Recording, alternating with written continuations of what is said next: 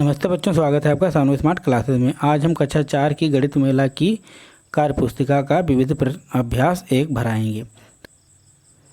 तो प्रश्न नंबर 1 है, निम्न आकृतियों को पहचान कर उनके नाम लिखिए। तो ये आपका बेलन है तो बेलन लिख दिया हमने। ये वर्गाकार पिरामिड है तो पिरामिड लिख दिया मैंने, वर्गाकार।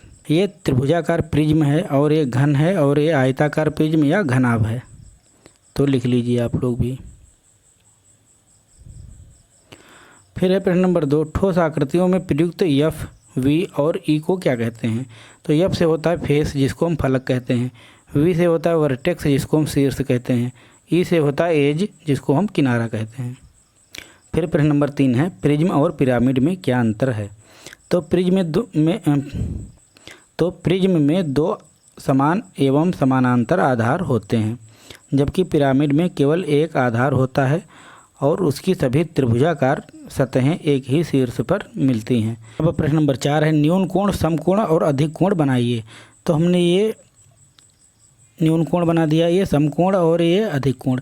इनकी नाप फिक्स नहीं है, मैंने ऐसे ही पटरी से खींचा है, लेकिन ये मानिए कि न्यून कोण किसे कहते हैं। 90 डिग्री से कम होगा कोई भी कोण होगा तो न्यून कोण होगा, और ठीक 90 डिग्री का जो होगा वो समकोण होगा, और 90 डिग्री से अधिक और 180 डिग्री से कम जो भी कोण होगा वो अधिक कोण की श्रेणी में आएगा। फिर लिखा है प्रश्न नंबर 5, 4 सेंटीमीटर त्रिज्या का वृत्त खींचकर त्रिज्या और व्यास को दर्शाइए तथा व्यास की लंबाई भी मापकर बताइए। तो क्योंकि 4 सेंटीमीटर त्रिज्या का वृत्त इस पर खींचा नहीं जा सकता, इतना कम स्पेस है, इसलिए मैंने त्रिज्या को अपने हिसाब से कम कर लिया है।